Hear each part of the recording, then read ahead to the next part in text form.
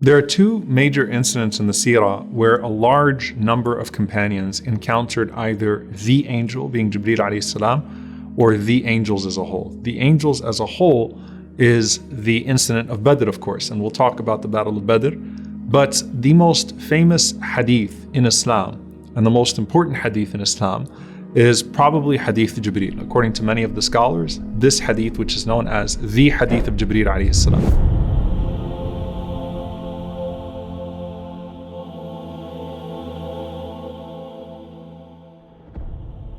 This hadith has been narrated by Umar al-Khattab radiyallahu ta'ala anhu, but there are numerous other narrations that give us the full context. So I want you to imagine that you're in the masjid of the Prophet ﷺ, and according to the narrations of Abu Dharr radiyallahu ta'ala anhu, as well as Abu Hurairah radiyallahu anhu, the Prophet ﷺ, when he would sit with his companions, we wouldn't be able to distinguish the Prophet ﷺ from his companions in regards to where he was sitting. Meaning that he would sit at the same level as them. It's not that he would sit on a chair and they would all sit around him. And so when people would come from outside, sometimes they wouldn't be able to know which one of the companions or who amongst the people was the Prophet ﷺ. So we said to the Prophet ﷺ, let's make something for you so that if people come, at least if a stranger comes, then they know who you are. And the Prophet ﷺ, while he refused anything that would resemble like a throne or something that was too pompous, they said to the Prophet ﷺ, how about we make a small bench for you by just putting the dirt together, and it's like a little bench of clay. It's slightly elevated so that at least if someone was to come, they would recognize your position, right? So the Prophet ﷺ accepted that. So one day we're sitting with the Prophet ﷺ and he's sitting in a spot.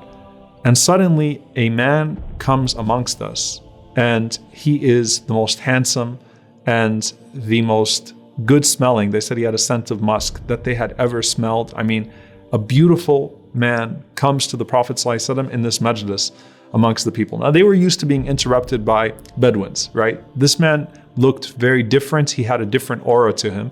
His clothes were exceedingly white. His hair was exceedingly black. And so he had a very, very white thobe, and it looked like no dirt ever touched his garments. On top of that, we could see no signs of safar, no signs of travel on him, but at the same time, none of us knew who he was. So it's very mysterious, right? I mean, if he's someone from far away, then his clothes should show it, and he would look like he just traveled a long journey. And if he's someone that lives in the city, then we would have known him, especially when he looks like this.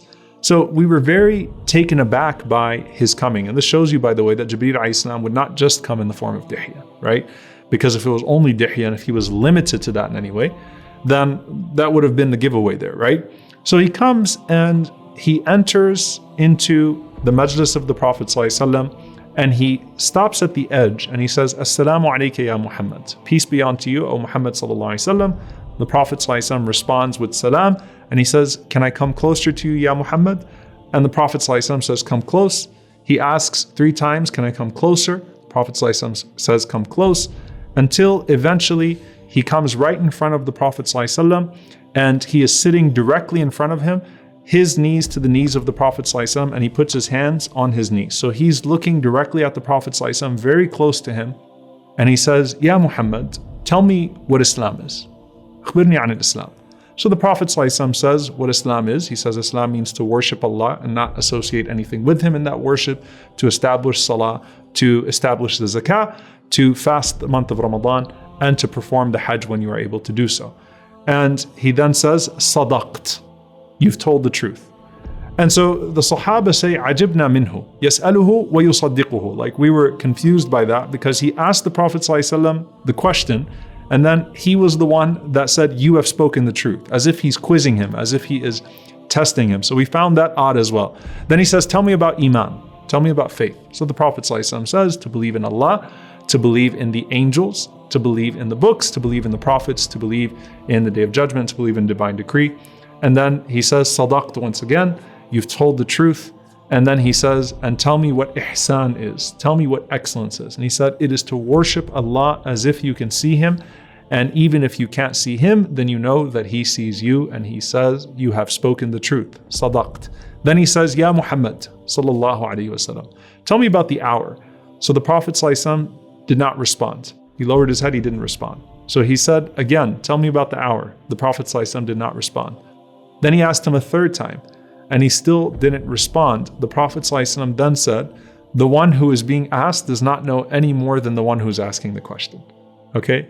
So, this sa'ah, this hour has been concealed even from Jibreel alayhi salam, and the Prophet ﷺ knows who he is, right? So the Prophet ﷺ is taken aback by the question, and he says, neither the one who is asking nor the one who's being asked knows. Neither of us know when the hour is. So he says, tell me about its signs. And so the Prophet ﷺ mentions, when you see barefoot Bedouins competing to build tall buildings, and when you see a woman giving birth to her master, right? So he gives some of the signs, particularly of fasad, of corruption of the Day of Judgment. And Jibreel alayhi salam, this man, who we know is Jibreel alayhi salam, says, Sadaqt, you've told the truth.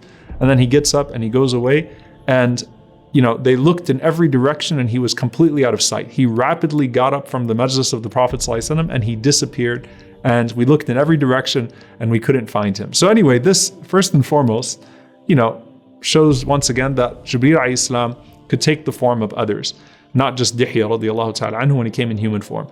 Secondly, that this was a great blessing to the Sahaba of the Prophet ﷺ, because anyone that was in the majlis that day got to encounter Jibreel alayhi salam, and the Prophet ﷺ confirmed that to them. He said, do you know who that is? And he even challenged them ﷺ. He said, go look and see if you can find him. No one could find him. And the Prophet ﷺ says, do you know who that is?